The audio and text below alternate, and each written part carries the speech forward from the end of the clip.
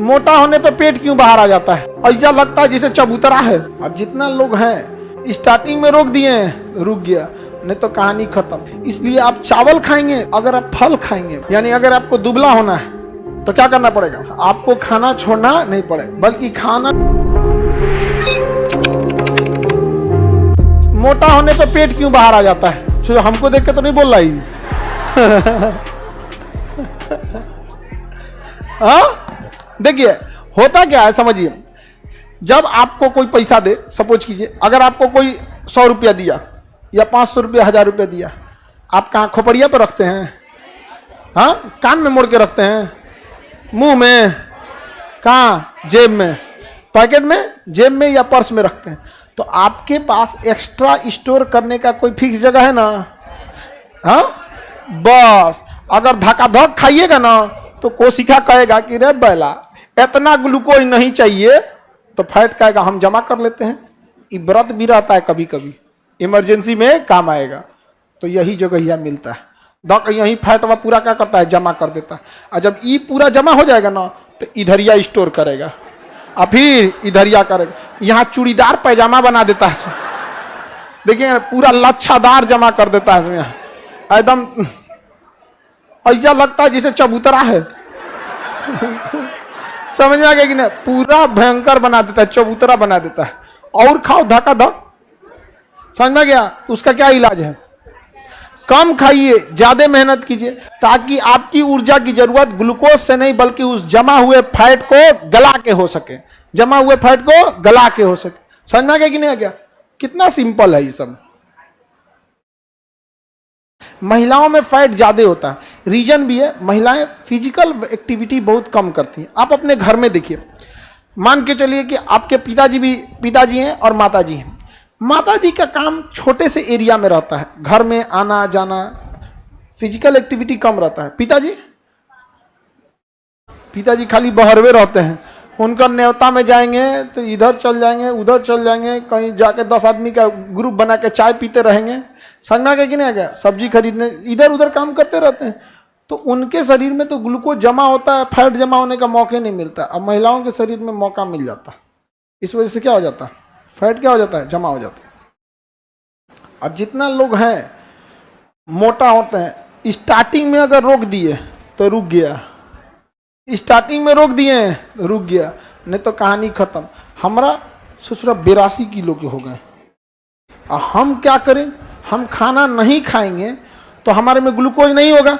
एक रास्ता है कि अगर हम खाना नहीं खाएं तो ग्लूकोज खत्म, तो अगला नंबर किसका आएगा? वसा का। और यहां से वसा गलना चालू होगा। लेकिन जब वसा गलता है ना तो थोड़ा टाइम लग जाता है, इसलिए हमें एनर्जी की कमी फील होती है, क्योंकि ग्लूकोज धक्का-धक गलते जाता है। वसा में टाइम लगेगा, वसा गलेगा, ग्लूकोज में ग्लूकोज आएगा कोशिका में, तो एक लंबा टाइम लग जाता है। इसलिए शरीर गिरा गिरा रहेगा। तो बताइए बिना खाए हम पढ़ा पाएंगे? नहीं पढ़ा पाएंगे। समझा गया कि नहीं आ गया? तो इसलिए आदमी थोड़ा सा चक्कर आ गया है। हाँ, मर गए। ये गधा कर रहा है प्रोटीन खत्म होगा तो क्या होगा? मर जाओगे। ये आधा भी हो गया ना तो क्या हो जाओगे? मर जाओगे। क्योंकि प्रोटीन खत्म होने का मतलब मांस गलने लगा और हड्डी गलने लगा, तो बचेगा कौन चीज? Are par. प्रोटीन गलने के बाद एक कैमरामैन आता है और HD फोटो निकालता है जिसपे गेंदा का फूल चढ़ा दिया जाता है। समझा गया? तो इसके बाद की घटना HD फोटो, इसके बाद HD photo with flower bracket में रेस्ट इन पीस। बहुत मेहनत हुआ, अब क्या कीजिए? रेस्ट कीजिए। बहुत माइटोकॉन्ड्रिया ग्लाइकोलाइसिस हो गया, अब क्या कीजिए? रेस्ट कीजिए। रेस्ट इन पीस, खत्म कहानी, खत्म हो गया आपका।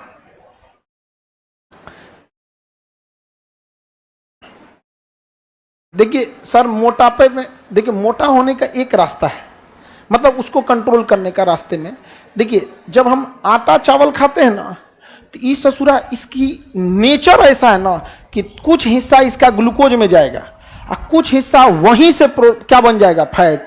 इसका नेचर ही ऐसा है। समझा गया? इसलिए आप चावल खाएंगे तो उसका कुछ हिस्सा कहाँ जाएगा? ग्लूकोज, और कुछ हिस्सा जाके जमा होने लगेगा फैट के रूप में। तो अगर आप फल खाएंगे, फल, तो फल में डायरेक्ट ग्लूकोज हो जाता है। फल को पचना बड़ा इजी होता है, खाते 6-7 घंटे के अंदर क्या बन जाता है, ग्लूकोज।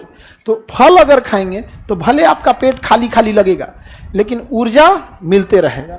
तो फल खाइएगा ना तो ज़्यादा मोटे नहीं होंगे।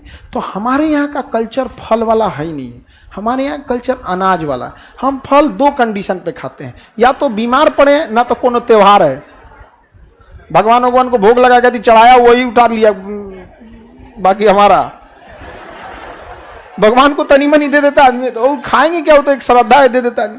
तो या तो पूजा पाठ है और नहीं तो बीमार है। हम लोग क्या खाते हैं, अनाज। वही अंग्रेजों को देखिएगा, वेस्टर्न कल्चर, सुबह उठते वो अनाज खइबे नहीं करेगा सर, ओट्स खाएगा, पतई खाएगा, घास खाएगा, स्वीट कॉर्न खाएगा, गाजर खाएगा, हेन तन खा कू के तनी मनी खा के रह गया, सो हो गया यहाँ पे, समझ गया। और हम लोग सुबह उठते 6 रोटी, रात का बचल 6 रोटी तल दो, चाय से खा लो। हम कैसे मोटाए हैं? रात का 6 गो रोटी बचल, उसको सुबेरे तल दिए और चाय ले लिए रिफाइन लगा के, और खाते रह गए। यहाँ पे वो जो तले हैं वो डायरेक्ट वसा है, वो जो तले हैं तेलवा में ना, रिफाइन में, वो डायरेक्ट वसा है। तो डायरेक्ट ले गए, डेली तनी तनी जमा होते होते होते पता नहीं चला, चकरा दिया। यानी अगर आपको दुबला होना है तो क्या करना पड़ेगा? हाँ, खाना छोड़ना पड़ेगा। आपको खाना छोड़ना नहीं पड़े, बल्कि खाना को लिमिटेड करना पड़ेगा कि जो जरूरत की चीज है उतना ही ग्लूकोज बने, थोड़ा बने और थोड़ा फैट से ले, थोड़ा खाइए और थोड़ा फैट गलाइए, थोड़ा खाइए थोड़ा फैट गलाइए। समझ में आ रहा है कि नहीं आ रहा है? किसी को दिक्कत है तो बोलिए। मुन्ना कुमार, सर ये सब तो ठीक है, ग्लूकोज के बाद फैट गलता है, पतला आदमी का क्या होगा? वो बेचारा का डायरेक्ट प्रोटीन गलेगा, समझ में गया? इसका मतलब मोटा आदमी को भूखे छोड़ेंगे तो तनी देर जी जाएगा, अब पतला आदमी को छोड़िएगा तो ग्लूकोज के बाद सीधा नंबर किसका? प्रोटीन का।